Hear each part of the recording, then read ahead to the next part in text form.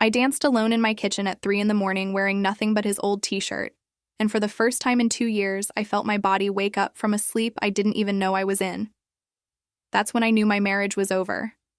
But what came next? That's the part I'm still trying to understand. My name is Emma. I'm 34 years old. And I live in a beautiful house in Portland with my husband of 8 years, Daniel. On paper, we had everything. He's a successful architect. I'm a graphic designer who works from home. We have no kids yet, but always talked about them. And our Instagram could make anyone jealous. But here's what those pictures didn't show. The last time Daniel touched me with actual desire was 7 months ago. The last time we had a real conversation that wasn't about bills or schedules, I honestly can't remember. It started so slowly I didn't even notice. First, he started coming home later. Then he stopped asking about my day. Then the goodnight kisses became just a routine peck, like checking a box on a to-do list. And then, one night I reached for him in bed and he just turned away, said he was tired. The next night, the same thing. And the next. Until I stopped reaching altogether. I told myself it was just a phase. Everyone goes through this, right? Marriage isn't supposed to be fireworks every day. But deep down, something was eating at me. I started noticing things. How he'd smile at his phone and quickly close it when I walked by. How he started going to the gym 5 times a week when he used to go twice. How he bought new cologne without me even being there. If you're watching this and you've ever felt invisible in your own home, hit that subscribe button because you're not alone, and this story is just getting started. One Tuesday afternoon, I decided to surprise him at his office. I'd made his favorite lunch, packed it in a nice container, and even wore the blue dress he used to love. When I got there, his assistant looked uncomfortable. She said he was in a meeting. But I could see through the glass walls, and his office was empty. I waited for 20 minutes. He never showed up. When I called him, he answered immediately and said he was at a site inspection. But I could hear office sounds in the background. Printers, phones. He was lying to me, and he didn't even care enough to make it believable. That night, I didn't confront him. I just watched him, studied him like he was a stranger. He came home, kissed my cheek automatically, asked what's for dinner, ate in silence while scrolling through his phone, then went to his office to finish some work. At midnight, when I passed by his door, I heard him laughing. Actually laughing, a sound I hadn't heard directed at me in months. I won't lie to you, I thought about checking his phone. I thought about it every single day. But part of me was terrified of what I'd find, because once you see it, you can't unsee it. Once you know, everything changes. So I lived in this horrible limbo, knowing something was wrong but too scared to confirm it. Then came the dance. That night in the kitchen. I couldn't sleep, so I went downstairs and just stood there in the dark. And suddenly, I remembered who I used to be. Before Daniel, before the mortgage, before I started measuring my worth by whether my husband wanted me or not, I used to dance. I used to feel music in my bones. So I put on my headphones, played the kind of music that makes your heart race, and I just moved. I closed my eyes and I danced like nobody was watching because, let's be honest, nobody was. And something shifted. I felt my own skin again. I felt powerful. I felt alive.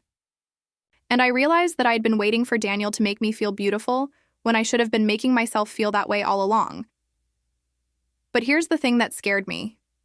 While I was dancing, feeling free for the first time in forever, I also realized that this freedom felt better than anything my marriage had given me in years. What does that say about us?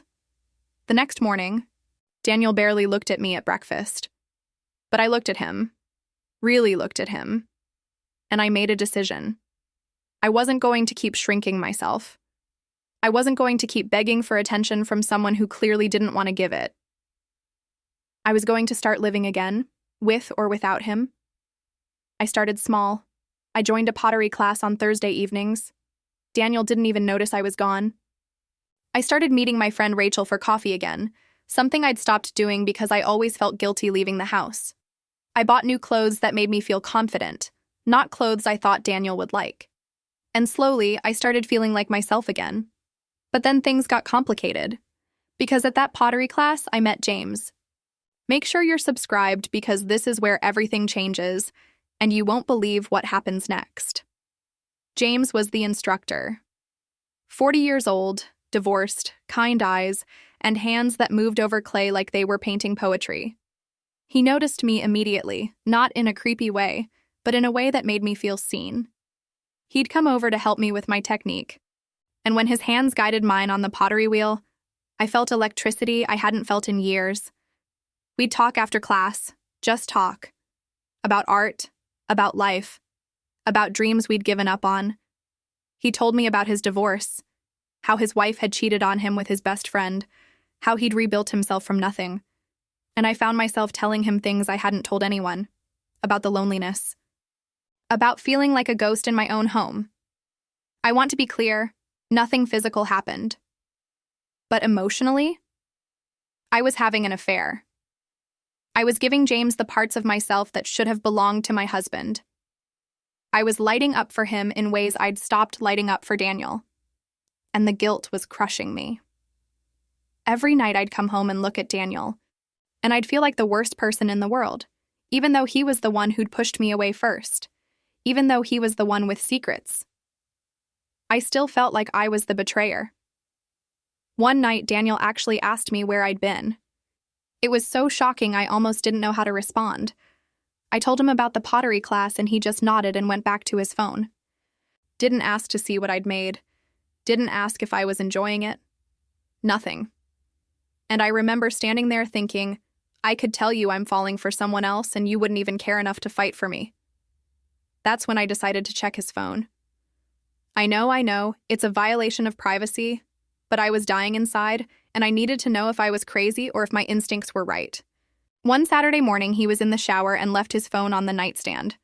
My hands were shaking so badly I could barely unlock it. I knew his passcode because it used to be our anniversary, and he'd never changed it. The first thing I saw was a text thread with a name I didn't recognize. Sophie. The messages were intimate. Not explicit, but intimate. Good morning texts, inside jokes, heart emojis, photos of his lunch with captions like, "Wish you were here to share this with me." I scrolled up. The messages went back 4 months. 4 months of another woman getting the version of my husband that I'd been begging for. But here's the twist that broke me. Sophie wasn't some random woman. She was his colleague. I'd met her at the company Christmas party. She'd smiled at me, complimented my dress, shook my hand, and the whole time she was texting my husband good morning. I heard the shower turn off and I put the phone back exactly where it was. My hands were still shaking. My heart was racing so fast I thought I might pass out, but I didn't confront him. Not yet. Because I needed to know exactly what I was dealing with. How deep did this go? If you've ever been in a situation where everything you thought you knew turned out to be a lie, please subscribe and leave a comment, because I need to know I'm not alone in this. For the next week, I played detective. I checked the credit card statements and found charges at restaurants we'd never been to together. I checked his location history on the app we shared for emergencies, and he'd been places he never mentioned. One afternoon, when he said he was at a site meeting in Seattle, his location showed he was at a hotel in downtown Portland. My chest felt like it was caving in. But I also kept seeing James, and the emotional connection was growing deeper. He'd asked me if everything was okay at home, and I'd almost told him everything. Almost. But something held me back. Maybe because once I said it out loud, it would be real. Or maybe because part of me knew that what I was doing with James was just as wrong as what Daniel was doing with Sophie. One Thursday after pottery class, James asked me if I wanted to grab dinner. Just as friends, he said. But we both knew it wasn't just as friends anymore.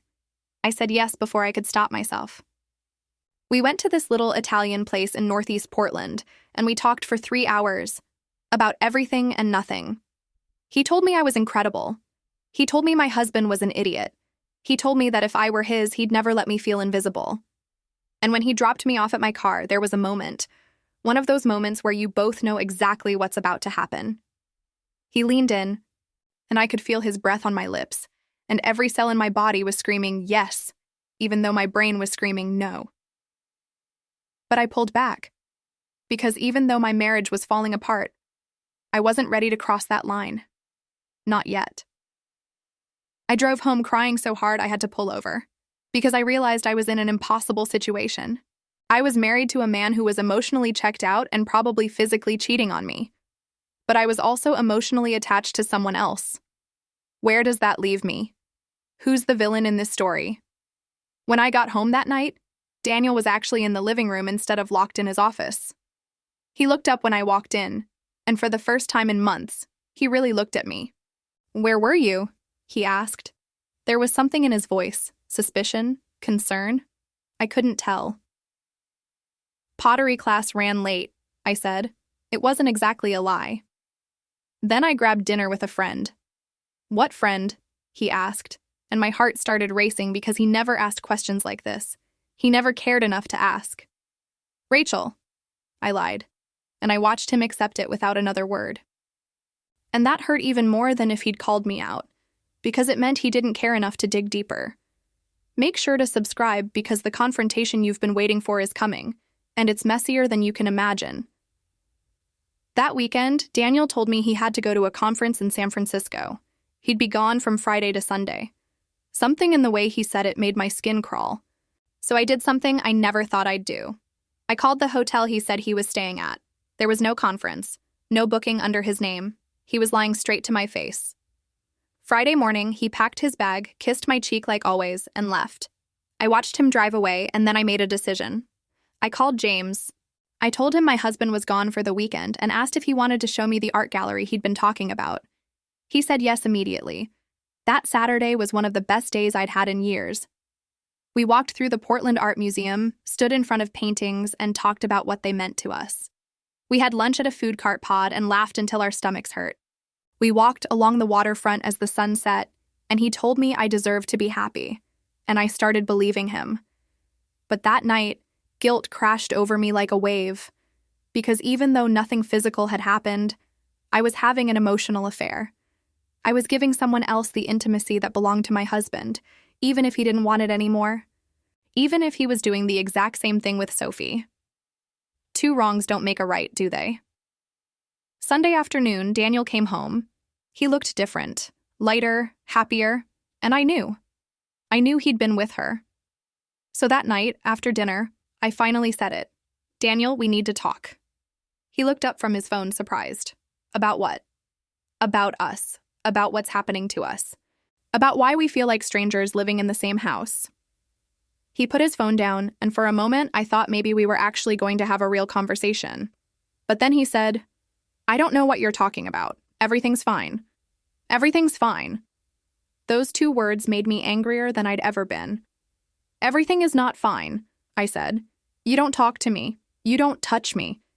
You barely look at me. When was the last time we had a real conversation?" He stood up defensive. "I've been working hard. I'm stressed.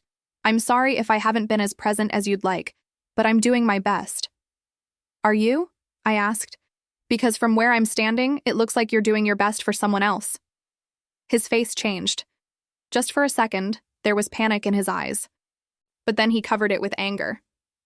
"What is that supposed to mean?" "It means I know, Daniel. I know about Sophie." The silence that followed was deafening. He didn't deny it. He didn't ask how I knew. He just stood there, looking at me like I'd caught him red-handed. And then he said something I'll never forget. "It's not what you think." Subscribe right now because what he said next changed everything, and you need to hear this. "It's not what you think," he repeated. "Sophie and I are just friends. Yes, we're close. Yes, we talk a lot. But I haven't cheated on you. Not physically." "Not physically," I repeated. "So you admit you're cheating on me emotionally." He ran his hands through his hair, frustrated. "I don't know. Emma, maybe I am, but you've been distant too. You've changed. You're never happy anymore. You're always in your own world." I laughed, but it wasn't a happy sound. "I'm distant? I'm in my own world? Daniel, I've been begging for your attention for months. I've been trying everything to connect with you, and you've shut me out completely. So yes, eventually I stopped trying, because I got tired of being rejected by my own husband." "So what?" he said, his voice rising. "You're saying this is all my fault?" "I'm saying we're both responsible for where we are, but you're the one who found someone else to give your attention to instead of working on us." He was quiet for a long moment. Then he said, "Do you even still love me?" The question hung in the air between us, and I realized I didn't know the answer. Did I love him? Or did I love the idea of who he used to be? Did I love our marriage? Or was I just afraid of what my life would look like without it? I don't know, I said honestly. Do you still love me? He looked at me with tears in his eyes, real tears. I don't know either. And that's when I knew. When neither of us could say yes immediately, without hesitation, we already had our answer. But saying it out loud felt like signing a death certificate for something we'd built together for 8 years. So what do we do? I whispered. I don't know, he said. Do you want to try? Do you want to go to counseling? Do you want to fight for this? And here's where it gets really complicated. Because part of me wanted to say yes. Part of me wanted to fight for our marriage, for the home we'd built, for the future we'd planned. But another part of me, the part that had been dancing alone in the kitchen and feeling alive with James, that part wanted to be free. I need to tell you something, I said. I haven't been completely honest either. His face changed. What do you mean? There's someone else. Not physically, but emotionally. His name is James. He's my pottery instructor. And I've been talking to him, spending time with him, feeling things for him that I should be feeling for you. I expected him to explode, to yell, to call me a hypocrite. But instead, he just nodded slowly, like he understood. Like maybe he'd even been waiting for me to admit it. So we're both cheaters, he said quietly, just in different ways. I guess we are. We stood there in our living room, in the house we'd bought together, surrounded by the life we'd built, and we were both strangers. We'd become people we didn't recognize, in a marriage we didn't know how to save. Please subscribe because the ending of this story is going to shock you, and I need you to tell me if I made the right choice. Daniel and I decided to try counseling. We found a therapist in Beaverton, Dr. Morrison, who specialized in marriage counseling. The first session was brutal. We sat on opposite ends of the couch and basically listed all the ways we'd failed each other. Dr. Morrison listened and then said something that hit me hard. You're both grieving the marriage you thought you had while refusing to acknowledge the marriage you actually have. She was right. We'd been living in fantasy, pretending everything was fine while slowly destroying each other with neglect and outside emotional attachments. She gave us homework, no contact with Sophie or James for 30 days, complete transparency with phones and schedules, weekly date nights, daily check-ins where we each shared one thing we appreciated about the other. It was hard, really hard. I told James I couldn't see him anymore, that I needed to focus on my marriage.